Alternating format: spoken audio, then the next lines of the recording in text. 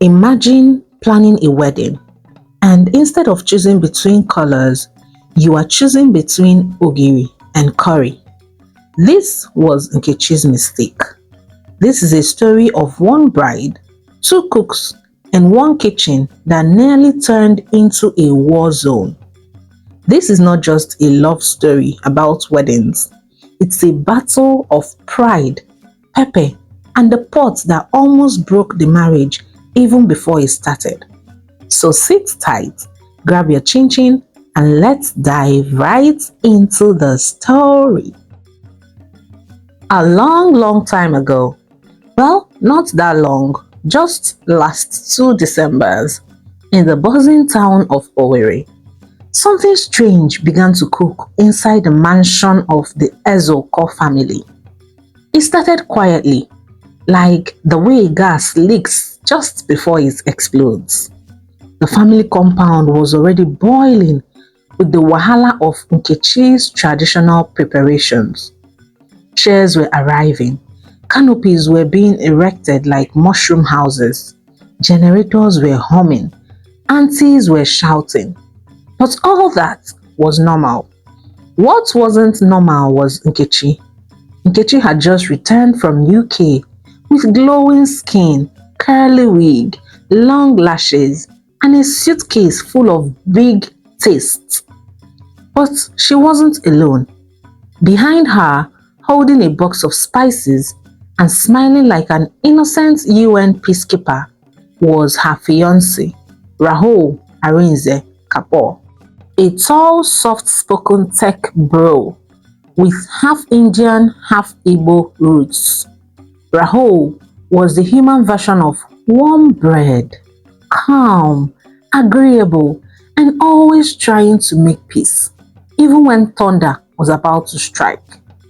He was born in Enugu, raised partly in Delhi, and is currently living in Lekki Phase 1, Lagos. Rahul spoke fluent Igbo with a sprinkle of Lagos English and a tiny Indian accent when he was nervous or angry. And at that moment, walking into the lion's den of Owerri aunties, he was very nervous. Good evening, Mom and Dad. Thank you for welcoming me. I brought a little something from India, curry leaves. It's for cooking. Madam Ezoko forced a polite smile and turned to her husband. He brought leaves. He did not even bring wrapped non-stick pots. Can you imagine? Rahul laughed awkwardly. Nkechi squeezed his hands and whispered, "It's fine, honey. They will warm up eventually." The next day, after family prayers, came the main event.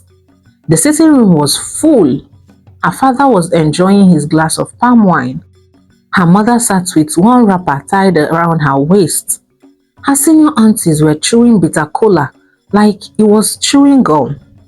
Everyone was waiting for Nkechi to say something reasonable, but she did not exactly do so.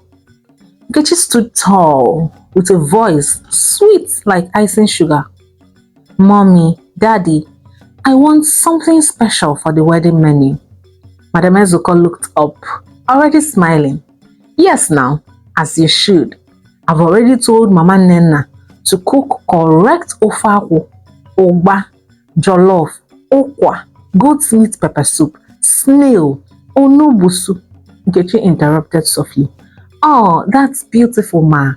But I was thinking, that we should do something that also includes some Indian dishes." There was utter silence. The kind of silence that happens when a baby falls down and you don't want them to cry. One auntie coughed. Then Uncle Ebuka paused the beer he was drinking and looked up. Madam Ezoko opened her mouth in awe and said, "Indian, as in India the country?" "Yes, Mommy," Nkechi nodded. "Something fusion, like suya samosa, nkwobi buttered chicken. Let the food show our global love story. Do you know what I mean?" Ha! One auntie did the sign of the cross. Another one whispered, "So this is how spiritual confusion enters wedding, mbo." Yay! Madam Ezuko removed her glasses and said, Nkechiwam, I know you went to Obodo but don't come back and turn your wedding into chemistry practical, Biko. Go. Then her father grunted, Let her finish now. Let's hear the madness to the end. But Nkechi didn't back down. No.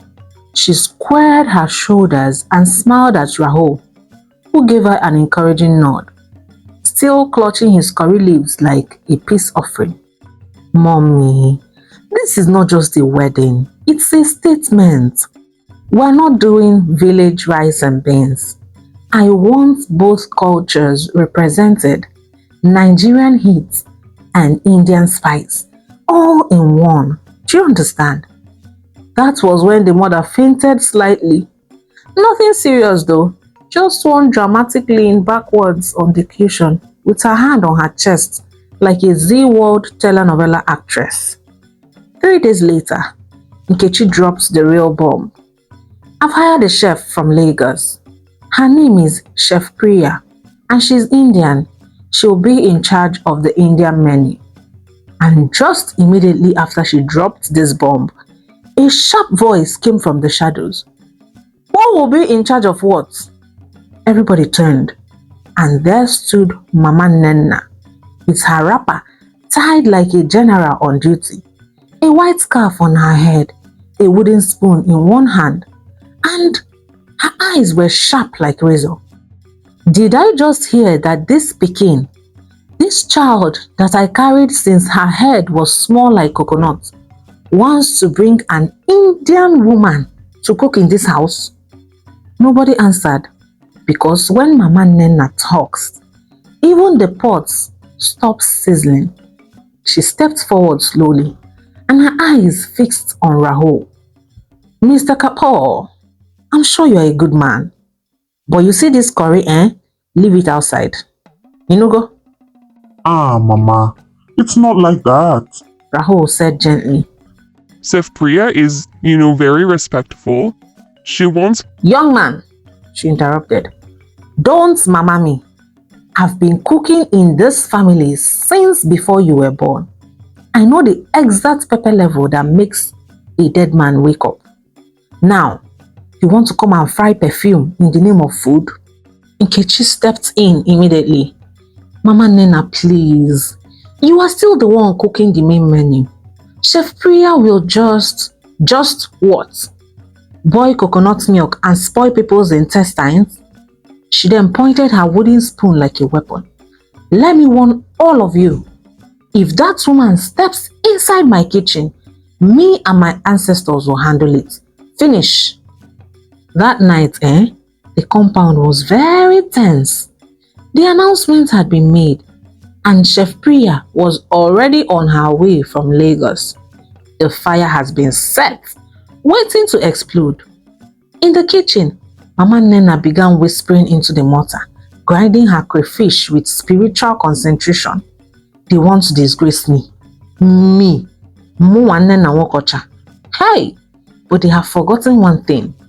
Indian curry doesn't survive inside Igbo stew. Lie. A few days later, Chef Priya arrived on a Wednesday afternoon. The compound gate creaked open slowly as her taxi rolled in, and out stepped a tall, graceful woman in a flowing indigo saree with gold embroidery that shimmered under the Owerri sun. Her makeup was soft. Her earrings jingled like cultured bells. She carried herself with calm, professional elegance, the kind of woman that greets even mosquitoes with namaste. She removed her sunglasses, took a deep breath and smiled. Ah, village air, organic oxygen. I love it. The compound was busy. Aunties were moving coolers. Little boys were chasing chickens up and down. Everything looked like one episode of Super Story Wedding Wahala Edition.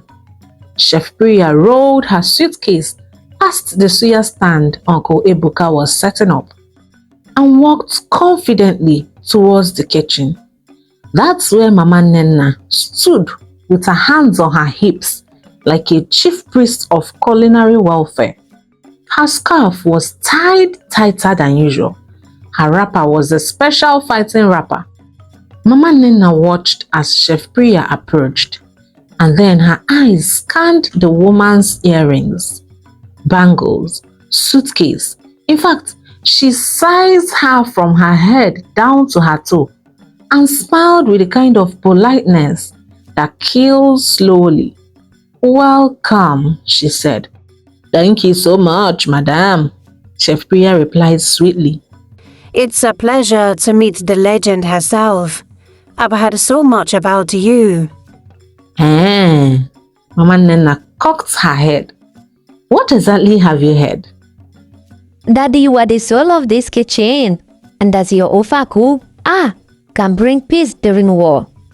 Mama Nena paused, slightly flattered, but then she remembered the purpose of this visitor, and she narrowed her eyes immediately. "So now this yellow pepper one cook for Ndi Igbo." Rahul, who was watching from the veranda with cold zobo in his hand, muttered under his breath. Oh no, here we go. Later that evening, the bride gathered everyone in the sitting room for a peace meeting. Nkechi, the bride, stood in the middle like a beauty queen turned UN negotiator. "Please, everyone, I just want peace. Let's blend the menu together. You both have experiences, so let's work as a team." Chef Priya smiled and pulled out a neatly typed menu like she was defending a PhD thesis. So, I suggest we start with saffron rice, paneer suya skewers, and a little tamarind glaze for the pepper chicken. Bararam! Mama Nena slapped the pot beside her so hard that 2 spoons jumped out. "Tamarind what? Paneer waiting. Listen, my pikin no dey marry India. She dey marry Nigerian. She go cook ofo nubu, not onion yogurt or whatever you said." Chef Priya was looking confused at this point. No yogurt, ma. It's raita, and it's cooling to the tongue. To balance the spice. Mama Nena squinted her eyes like she just heard some witchcraft incantations. "Balance, ke. We don't cool pepper in this house. We embrace it." Nkechi was already rubbing her forehead in stress. Rahul was beside her, holding her hand like a man facing firing squad. "Please, Mama, Priya, can we at least look at the full menu together?" And "No need," Mama Nena snapped. "I've already prepared my own menu. 2 coolers of pomo are already soaking." She held up a worn-out notebook titled "Confirmed Wedding Menu Since 1973. Jollof, check. Ofoha, check. Yam porridge, moi moi, cowtail pepper soup, nkwobi, no foreign rice, no yogurt." Chef Priya inhaled deeply and gently returned her printed menu to her bag. No problem, madam. We can find a way to merge. Mama Nena gave her a bombastic side eye and completely ignored her. After 2 hours of pushing and persuading, a fragile agreement was reached. Mama Nena would handle the Nigerian dishes, Chef Priya would handle the Indian side. Both women would use the same kitchen, the same gas, and the same utensils. But this agreement was like asking a cat and a dog to share one fish. The 2 chef warriors shook hands in agreement. But Obinna, Mama Nena's houseboy, could tell that handshake carried more venom than a snake bite. Mama Nena hissed quietly and walked away. Chef Priya smiled and returned to her room.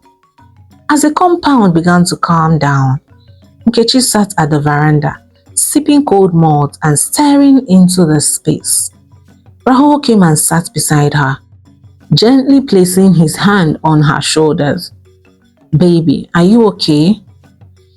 She exhaled like someone that just read a long NEPA bill. "I don't know. I just wanted spice and love. But this one is looking like Food World War.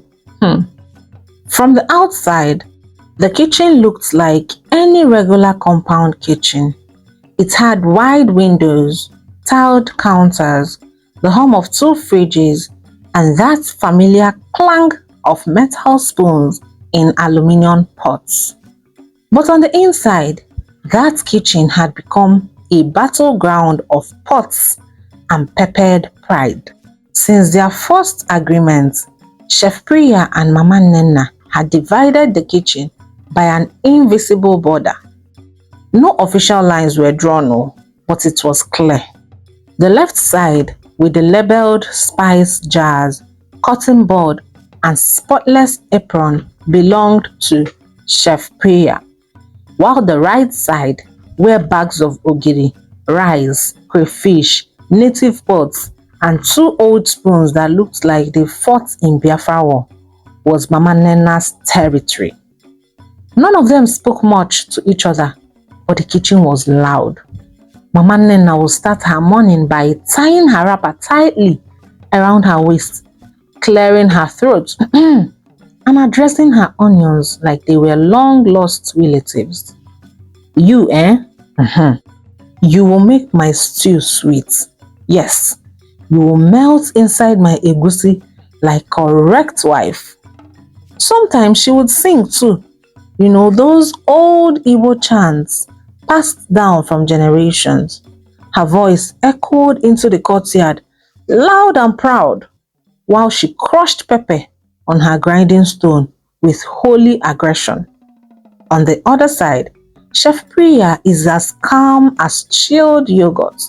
She would smile as she measured cumin seeds and aligned her spice boxes like she was about to perform heart surgery. The problem wasn't the food, it was the smell it gave the atmosphere. One smelled like coconut curry and roasted cumin.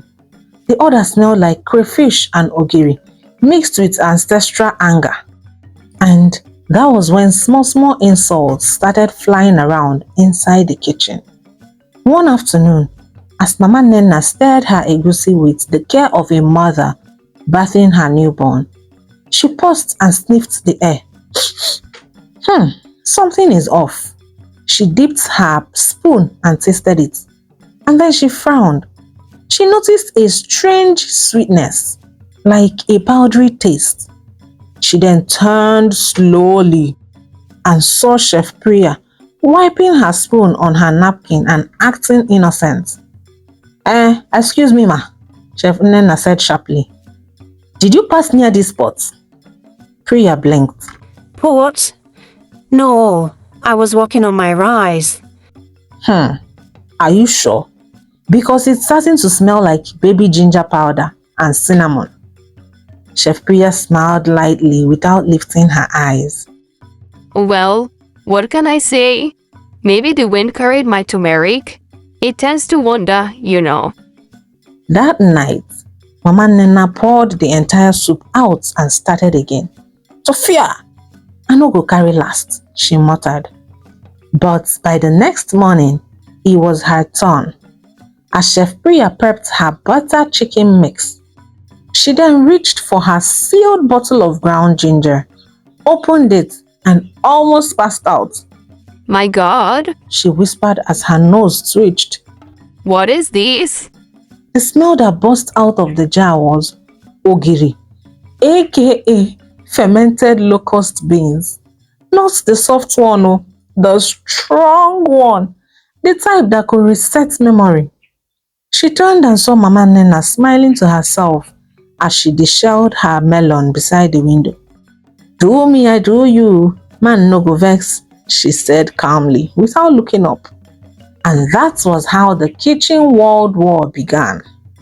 One time, Nkechi the bride walked into the kitchen to see Priya wearing nose mask and Mama Nenna burning dry scent leaf near the deep freezer. The worst was that Thursday night. Rahul woke up to get water, and while passing the kitchen, he heard something and paused. He then tiptoed to the door and peeped in, and he heard some chanting. Then he saw Mama Nenna standing over a bubbling pot of goat's meat, with one hand stirring the meat and the other hand raised high as she whispered in Igbo, "Let this meat accept only correct pepper. Any foreign hand that touches it, confuse it. In fact, burn that hand." She reached into her bra and dropped something small into the pot. It looked like sea salt. Or was it? He didn't even want to know. Just then, Chef Priya entered behind him, holding a cup of herbal tea. "Ah," she said, stopping slightly. What exactly are you doing? Are you causing the pot? Mama Nena turned slowly and calmly and said, "No, I am invoking my ancestors, and they don't like bland meat." By Saturday, the kitchen had officially become no man's land. The house help refused to enter without prayers and invitation. The smell of the house was no longer explainable. It was Indian curry fighting native ogiri inside the walls of the kitchen. Kechi couldn't sleep well. She came to the kitchen with her hair bonnet and drops of tears in her eyes as she lamented. "Is this how wedding cooking is supposed to be? Why are you guys fighting so much?" Rahul tried to console her. Maybe we should talk to them again. What do you think? "Talk?" she snapped. "They are both doing silent jazz. Talking cannot fix this. We need a miracle."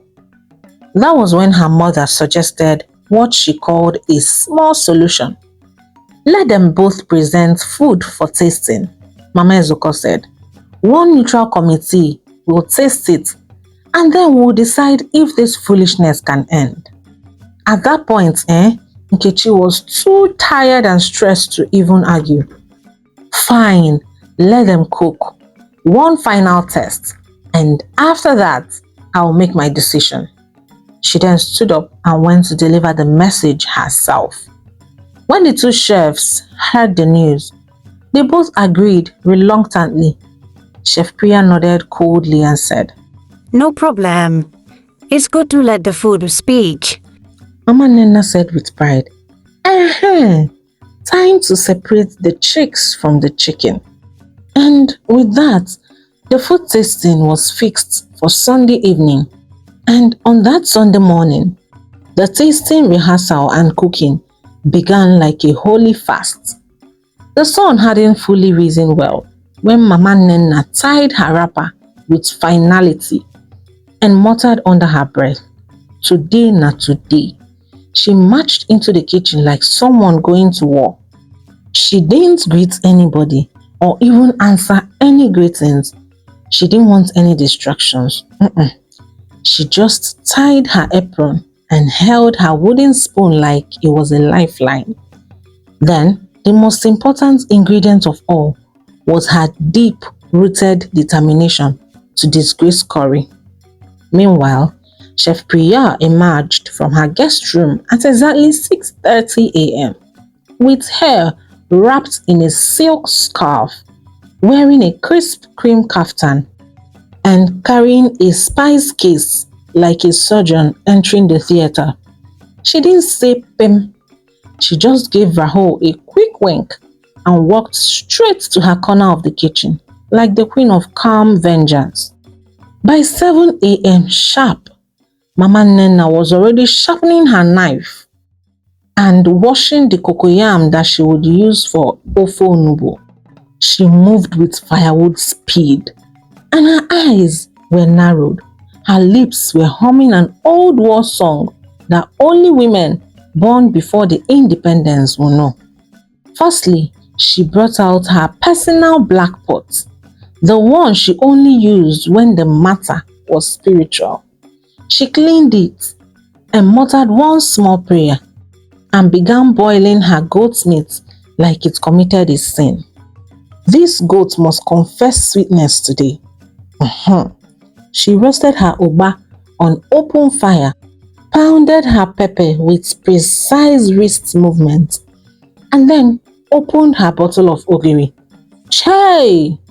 The smell, The smell alone sent Chef Priya running to the backyard for fresh air.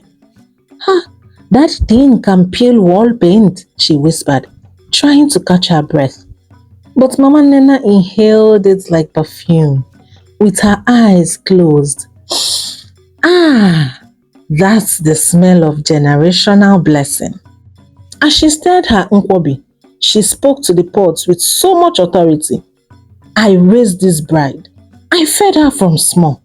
This is not just food, this is history. Let them taste the difference. While the whole kitchen was vibrating with native energy on one side, Chef Priya's section looked like a Michelin star restaurant lab. Every ingredient was pre-measured, labeled and arranged alphabetically: cumin, coriander, curry, cardamom. She played soft Indian music on her Bluetooth speaker and smiled faintly as she prepared her tandoori suya marinade. She skewered the meat gently like threading earrings, dipped it into her saffron yogurt mix and whispered, Tender but fierce. Like a woman with boundaries. and next up came the pulao rice. This one was layered, aromatic and precise. She sprinkled saffron water like a priestess anointing a sacrifice. Rahul came to peep once and know what's up. How is it going? He asked. Flavor is locked in, she said. Tonight, I will win with dignity. Sounds good. What of pepper? It is very balanced. Not that madness that Okobi carries. She adjusted her scarf, wiped her pan and turned off the flame with a confident flick. By the sunset, the whole compound was already smelling like international warfare. Guests were peeking over the fence. In the kitchen, the two cooks stood at the opposite ends. They had both finished and they were both feeling proud. And of course, they both pretended not to see each other. Mama Nena wiped her forehead with the end of her wrapper. She stood beside her tray like a woman ready to defend her tribe. Her white blouse was well ironed. Her lace wrapper danced with each step, and she held her wedding spoon like a scepter. Beside her was a stainless tray wrapped with lace nets, hiding the ofo onubu and the sacred nkwobi, which were both still steaming hot.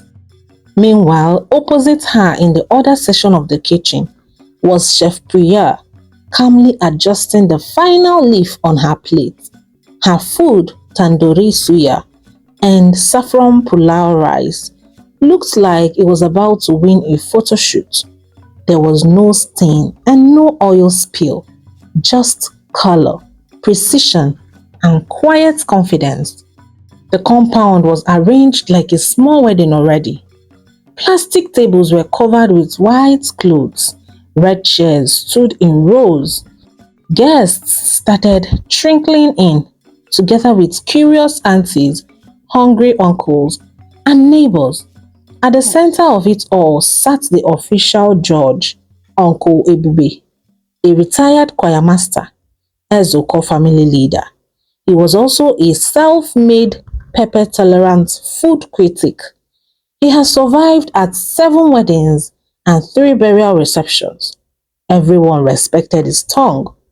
He adjusted his cap, rubbed his belly, and cleared his throat. Bring the food. I will judge with all honesty. Let my tongue direct me. And so it began. Who would win? Curry or Ogiri? Who do you think will win? Let me know in the comment section below. And I will see you in the part 2, dropping soon. Ngwanu, bye.